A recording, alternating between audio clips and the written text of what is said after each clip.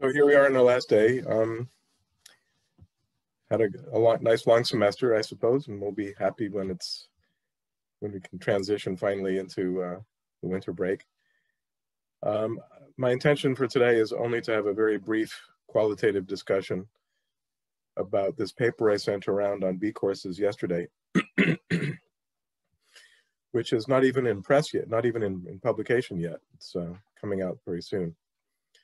But it's an attempt to make sense of something called the Bauschinger effect in plasticity. You may have heard of a model called kinematic hardening.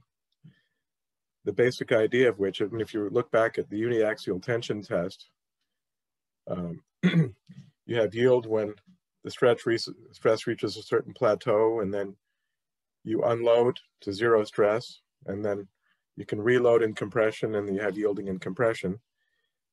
And more or less a symmetric tension compression response.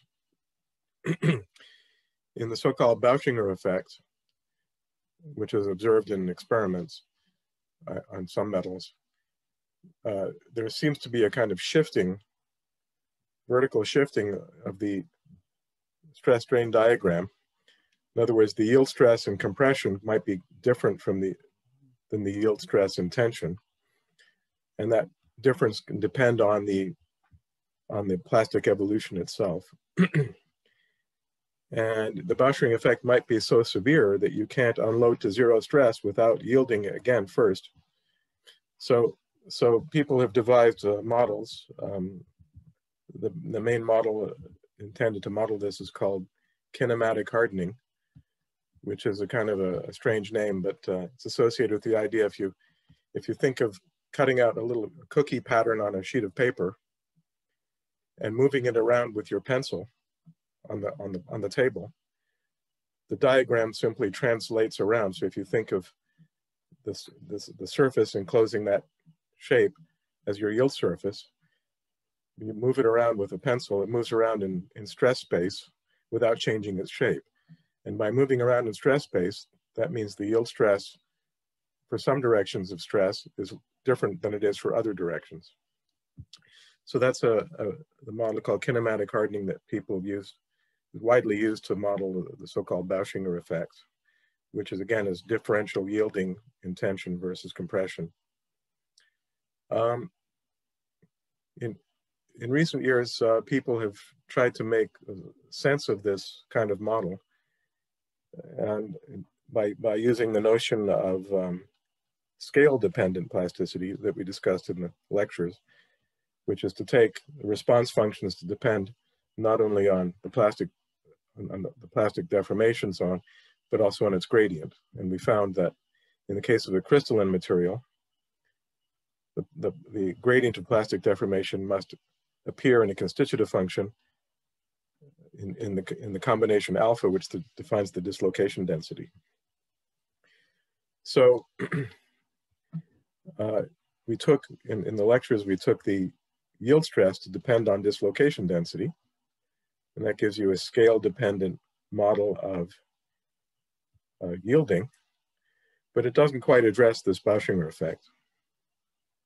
By the way, before I continue, there's some controversy in the community about whether the Bauschinger effect is a real material property at the scale of a material point, a constitutive property, or if it has to do with the experiment being performed, rather a structural effect due to the finite size of the body being tested. So you can understand why that controversy might arise, because if you have a plastic deformation, in general, that will produce a dislocation density because the plastic deformation will be incompatible to have a non-zero curl, right? Unless it happens to be uniform or some special restriction on the plastic deformation. But in the general case, you would expect that to have a non-zero curl. A dislocation density, therefore a torsion, a non-zero torsion. And we know from our earlier homework on compatibility of the elastic strain that in the presence of torsion, there must be in general a non-uniform strain distribution, elastic strain distribution in the body, and therefore a non-uniform distribution of stress in the body. So you'd expect different points of the body to be stressed by different amounts when there's plastic deformation. And therefore, some points of the body will have a stress state that's in closer proximity to the yield stress than it would be in other parts of the body. So different parts of the body are at different states of yielding or impending yielding. So that even if there's no Bauschinger effect at the local level of the material point at the constitutive level, there might be an overall Bauschinger effect in the structure due to the non-uniformity of the stress state, which would generally be induced then by a general plastic deformation via the torsion tensor, which is non-zero. So it's unclear whether or not, whether this Bauschinger effect, so-called, is really a constitutive property pertaining to a material point at the local scale, or whether it's a structural property, an artifact of the test being performed. And if you look in the introduction to Hill's very famous book on plasticity, he indicates that in pure crystals, single crystals, there seems to be no discernible Bauschinger effect, whereas in polycrystals or metals more broadly, there can be a Bauschinger effect. So that tends to support the view that maybe the Bauschinger effect is a structural effect rather than a constitutive one. But nevertheless, to be on the safe side, people have wanted to have a constitutive formulation that accommodates the Bauschinger effect, and that's the famous model is called kinematic hardening, as I mentioned. Well, here's a piece of that page from that paper I posted yesterday. It turns out one way to do this is to include the dislocation density together with the elastic strain as an argument of the strain energy function itself. Okay, so we indicated, we had some discussion about what we mean by an admissible constitutive equation. An admissible formulation for a constitutive equation should be one that's, of course, insensitive to superposed rigid body motions, frame invariant, and also insensitive to our particular choice of reference configuration, which after all is just a matter of choice, not intrinsic to the material. And the elastic strain has that feature, possesses those features, which is why we were able to include it as an argument of the strain energy function. But also the dislocation density, in the case of a crystalline material, also possesses the same features. Okay. So both the elastic strain and the dislocation density alpha are well-defined state variables in crystalline materials. Dislocation density, as we saw last time, is not a well-defined state variable in the case of isotropy because it can be made arbitrary simply by operating with an element of the symmetry group, which is supposed to be mechanically undetectable. So it wouldn't make sense for an isotropic material, but for crystalline materials, it's fine. So the thought is, why not just complicate the theory a little bit more by including the elastic strain, not only the elastic strain, but also the dislocation density as an argument of the strain energy function, W. Not just the yield function, but also the strain energy function. And so if you read through this paper and it's written in a way that, you know, we use this, it uses the same notation and concepts that we had in the lecture, so it should be straightforward to read it. The effect of generalizing the strain energy function that way is to alter the definition of the Eshelby tensor, which is here in equation 21. The Eshelby tensor we had before, where we just had a dependence of W on the elastic deformation, just included this W identity minus H transpose dW dH, and that was it. If we include a sensitivity to the dislocation density, we have this extra terms. So, for example, you could take your yield function now to depend in some way on the Eshelby tensor. Effectively, that's what we did, because for small elastic strain, This H transpose dWdH is approximated by S, the second Piola-Kirchhoff stress relative to the intermediate state. So this Eshelby tensor is relative to the intermediate state. This part is essentially minus S for a small elastic strain. So a dependence of the yield function on S with essentially can be generalized to a dependence on the Eshelby tensor. And to secure plastic incompressibility, we'd expect that yield function to depend, say, on the deviatoric part of this tensor. Just that would pick up deviatoric S as we had in the standard theory. And the deviatoric part would annihilate this part proportional to the identity here, right? Because the deviatoric part of the scalar times the identity is 0, right? So we just have this.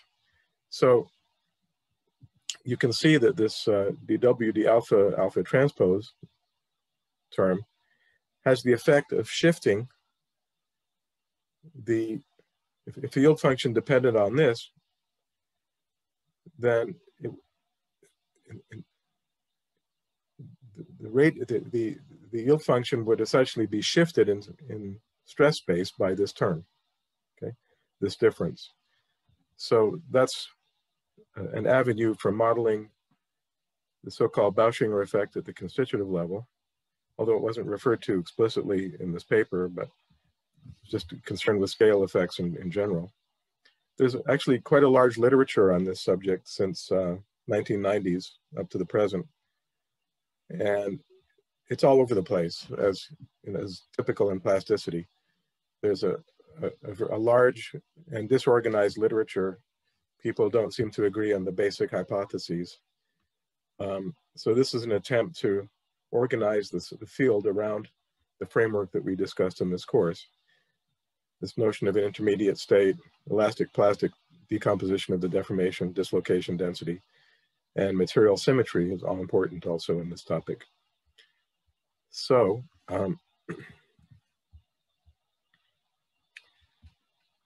one way then to get this Bauschinger effect, the shifting of the yield surface, analogous to this kinematic hardening notion, is to include an energetic dependence on the dislocation density, not just in the yield function, but also in the energy. And you can read through this. I won't discuss it in detail, but you can go through the same drill that we did in class, talk about a work inequality for a cyclic process, and so on. And just get to the main issue here. Here in this paper, I'm assuming that the yield functions, for example, depends on the elastic strain rather than the stress. For small elastic strain, I mean, those are basically interchangeable. And here you get then the flow rule for G dot G inverse. This is the derivative of this second order Eshelby tensor with respect to elastic strain. That gives you a fourth order tensor. Turns out the transpose is relevant here. That operates on the second order tensor to produce a second order tensor. And then this is the yield function differentiated with respect to the elastic strain. And here's our lambda again, has to be non-negative to ensure dissipation. So that would be an extension of the idea of flow. And a sort of simple special case of this, you might take the yield function to depend on these variables, depend on elastic strain via the Eshelby tensor. This would just be a special case.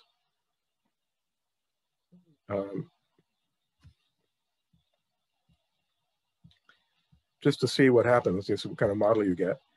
It turns out then if you go through the analysis here on your own, the flow rule simplifies. You don't get that fourth order tensor in front. It simplifies significantly. And this is the yield function expressed in terms of the Eshelby tensor and the dislocation density. You could imagine, for example, taking the yield function maybe to depend on the norm of the Eshelby tensor. Then this derivative would be analogous to what we had in the von Mises case. And with the Eshelby tensor, then having this shifted quantity because of this additional term due to the energetic dependence on the dislocation density, that would effectively model a type of kinematic hardening. And it would do it in a way that's at least consistent with the overall framework. The problem, in my view, with conventional notions of kinematic hardening is that they're entirely ad hoc, sort of just thrown out there on an ad hoc basis without any grounding in the physical properties of the material, in particular material symmetry and so on. And here, you know, this yield function will evolve with dislocation density, but the flow rule gives you that. If you integrate the flow rule, take the appropriate curls of the resulting G, you update the dislocation density. So that gives you a definite way of updating the movement of the yield stress, the yield surface in stress space, or elastic strain space in this case, or E space actually, E space.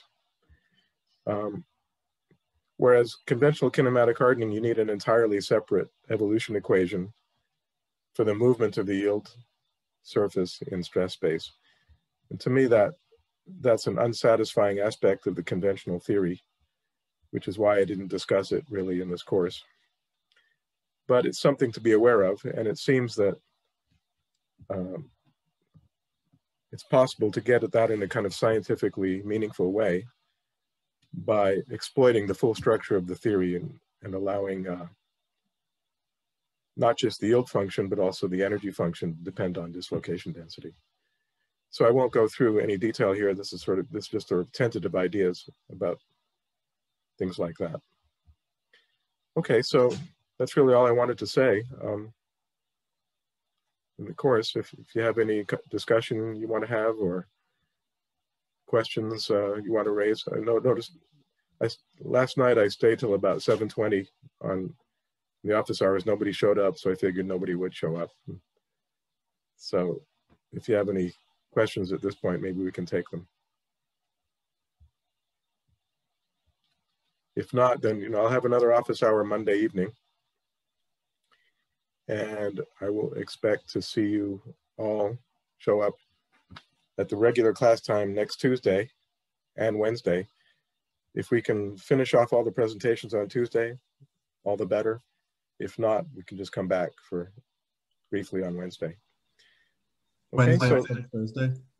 Pardon? Wednesday instead of Thursday next week? Yeah, Tuesday and Wednesday, because we're outside the regular teaching semester now after today, right? Gotcha. So we'll do the presentations on 2 consecutive days, next Tuesday and Wednesday, regular class time. Seems the best. And please all show up for every talk, and as a courtesy to your colleagues, okay?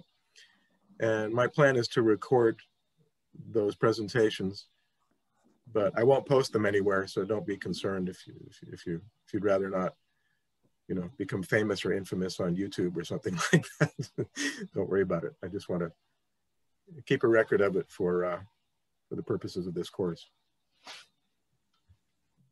Okay, so thanks for hanging in there. This brave small group of determined mechanicians we have here.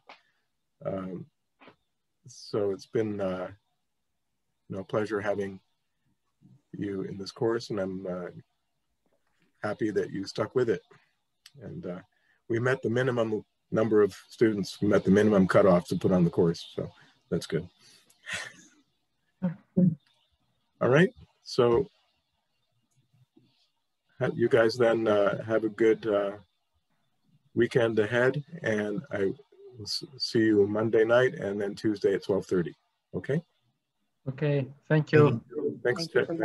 Take care. Bye-bye.